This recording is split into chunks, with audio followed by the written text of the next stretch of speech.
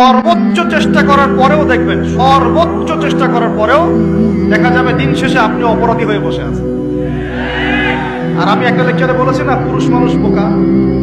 পুরুষ মানুষ কেন বোকা? কারণ সে সবাইকে খুশি করতে চায়।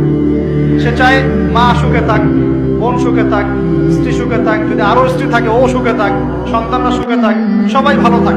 এবং তাদের ভালোর জন্য তারা কত কষ্ট করে, দিন রাত ডিউটি করে, অফিসে যায় আসে, জ্যাম ফেস করে, মানসিক প্রেশার নেয়, শারীরিক প্রেশার নেয়, তাই না?